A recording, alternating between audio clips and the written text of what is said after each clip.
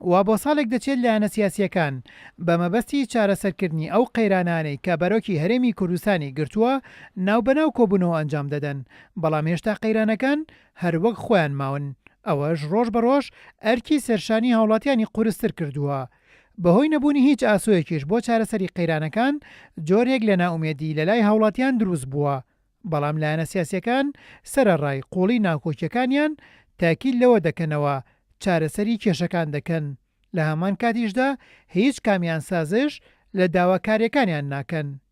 کێشەکانی هەرێم کاتێک ئاڵۆز بوون کە ماوەی سەرۆکاتی هەرێم کۆتایی هات، هەریەک لە گۆڕان و یەکێتی و کۆمەڵ و یەکگرتووش لە ڕێگەی 4 پرۆژە یاساوە دەیانویست یاسای سەرۆکاتی هەرێم هەموار بکەنەوە و سیستمی حکومڕانیش لە هەرێمی کوردستان وەک بەشێکی زۆری وڵاتانی دیموکراسی لە جیهان پەرلەمانی بێت.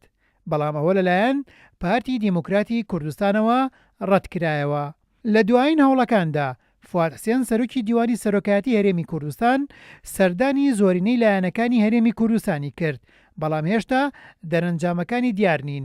لەو بارێشەوە نەوشیروان مستەفا ڕێخەری گشتی بزوتنەوەی گۆڕان ڕایگەاند قسەکان هەر قسەکانی پێشووتر بوون و بە زمانێکی تر دەکران.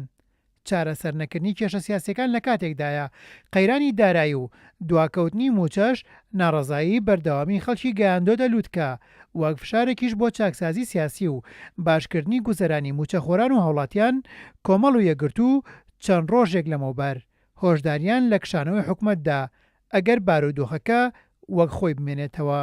هەرێمی کوردستان سەرەڕای قەیرانی سیاسی و ناکۆکی لایەنەکان زیاتر لە 2 ساڵە بەوەی شکستهێنانی سیاسەتی نەوت و بانگەشەی سربەخۆی ئابوووریەوە کەوتۆتە قەیرانێکی قوڵی داراییەوە کە کاریگەری تند و ڕاستەوخۆی لەسەر ژیانی هاوڵاتیان دروست کردووە و لە ڕێگەی خۆپیشاندان و فشاری مەدەنیەوە دایانەوێت لانی کەمی مافەکانیان کە پێدانی موچە و دەستەبەرکردنی ژیانێکی شایستەیە بۆیان دابین بکرێت.